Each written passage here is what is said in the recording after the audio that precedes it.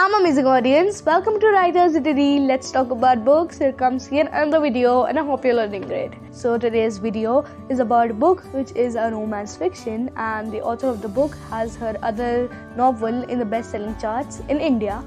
The book which I'm talking about is Your Time Will Come by Saranya Umakanthan, and as the subtitle suggests, a story of second chances in life when we fall hard. And it indeed is a story which teaches us about how we forgive others and ourselves and give each other second chances to grow better for each other. So I relate too much to this book, and it had its bad part and good part. But before I dive into that, about the author. A university topper, Saranya Umakanthan is a software engineer by profession and a gadget freak. Wow. She is the author of the national bestseller One Day Life Will Change, which captured the hearts of many readers. Having explored this genre of inspiring romance, she believes that she has found her forte. She has penned Your Time Will Come in the same genre. She hails from Virudhunagar, a small town in Tamil Nadu, and is currently based in Bangalore. With her passion for writing, she wishes to leave an imprint on people's heart, weaving beautiful stories with her words. She desires to spread positivity with her novels, and she did for sure. A romantic by nature, Saranya loves gazing at the night sky while enjoying a cup of coffee. Nothing brings her more contentment than seeing a reader enjoy her book. She is also a gadget freak. So the author, if you're saying this, I enjoyed your book too much. Like, I have this diary type of thing where I write what the book has to offer. I don't write the review there. I write what I think of that book, the emotions I felt. So it's more like a diary entry for books. I have been writing crazy things in there, all capital letters. So author, if you're seeing this, I loved your book too much. The fragrance and texture of paperbacks inspire her, and she hangs out in bookstores frequently. She would love to hear your feedback. Email saranyaumakanthan@gmail.com, Instagram @saranya_umakanthan, Facebook author Saranya Umakanthan, Twitter Chaya Blossom. So these were the accounts of the author. If you want to reach out to her, you can by the accounts I said on different apps. Let's get an idea of what the book is about by reading the blurb. Love can break the strongest of men, and they are the ones to fall hard. But after the fall, will they be able to bounce back and start afresh? Will they ever realize that true love is supposed to build them and not break them? And I agree too much to this quote that positive feelings do good to you or seem good to you aren't good if they break you and not build you. What I mean is, good things build you and not break you, as the blurb suggests. Okay, I should start reading the blurb. Siddharth Saxena, a young and dynamic CEO, falls apart when a girl he believes was his leaves. Depression drives Sid into the web of darkness. His life slips, his business falters, and the world around him shatters. Shania enters his life as his wife, unaware of his personal battles. He likes her but does not want to acknowledge the feelings she evokes in him, as he is wary of falling into the trap of love again. But she trusts him and believes that his time will come.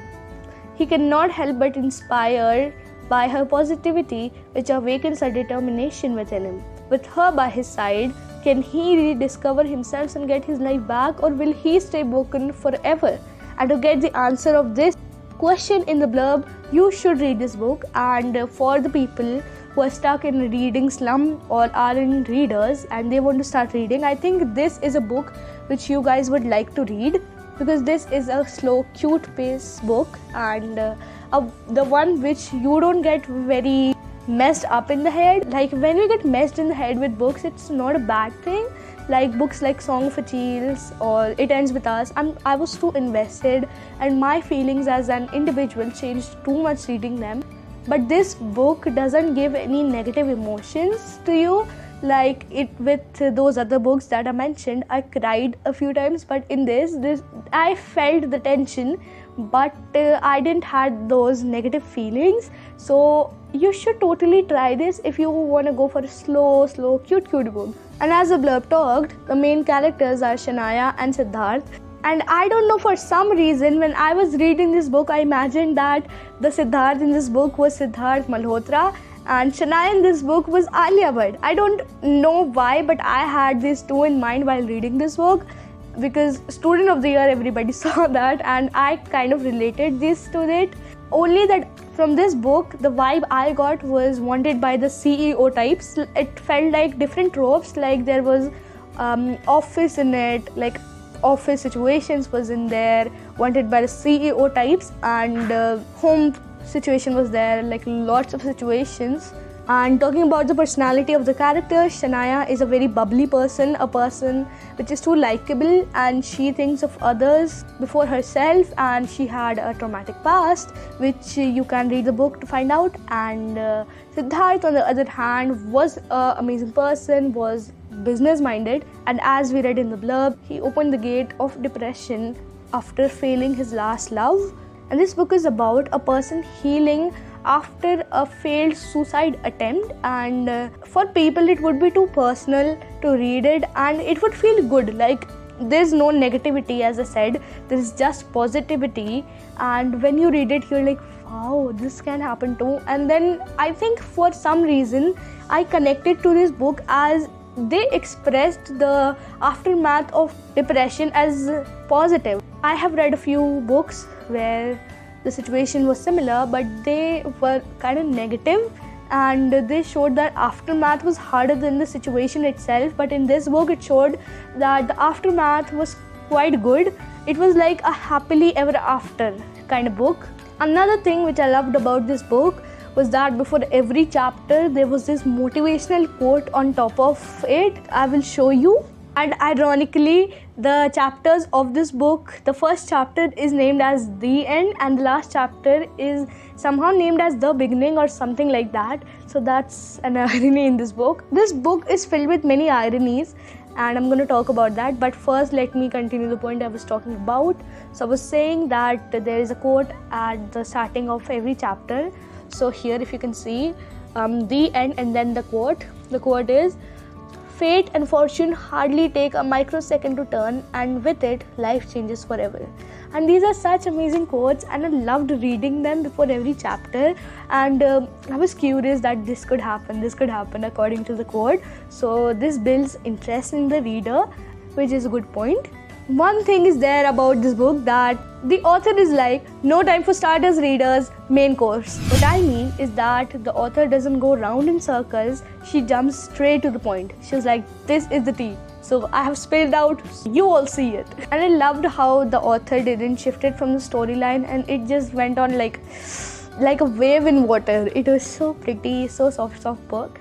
And talking about the demerits, from the starting of the book, I knew one thing, that this book has been written from pure emotion.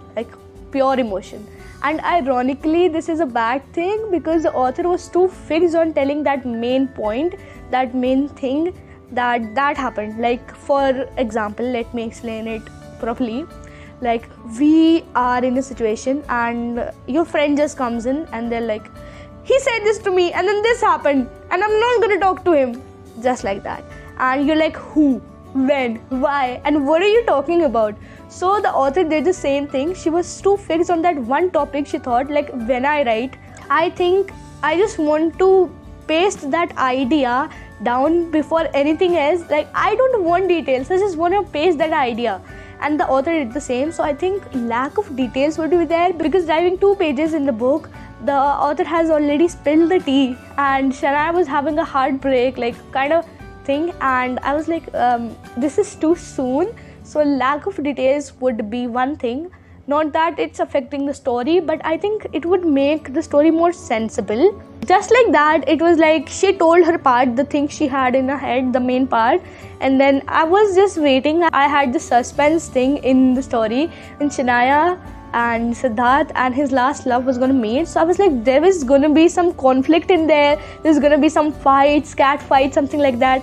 But then it went like shoo, like a plane it went. That moment I was like, it's going to be long, at least 5-6 pages a chapter. No, it went over in like 1 page, and that part which I was thinking of the fight, it went in half a paragraph. I was like, I wanted more of that, because everybody loves cat fights. Who doesn't? Let's be honest. So I was thinking that the villain and the hero will fight and then this will happen, that will happen, but that fight ended in one paragraph and I was wishing to see more of that. But overall it was a great book, and if you are into soft romance, then this is your cup of tea. I loved how she portrayed the characters and the feelings. It was like Shania was just speaking. She was a friend of mine and she was telling me things, and even though there were lack of details, I found out which moment she wanted to express more. And I'm not going to spoil the books for the ones who didn't read it. So when you read it, tell me if you found out which moment she thought about first in her head before writing the book. And I'm wishing to read more from her side. I guess that's it for this time. Make sure to give this video a thumbs up. Comment down below which was your favorite part, or did you relate to this video. Share this video with your bookworm friends. Subscribe to my channel and follow me on Instagram. And up until next time, bye bye.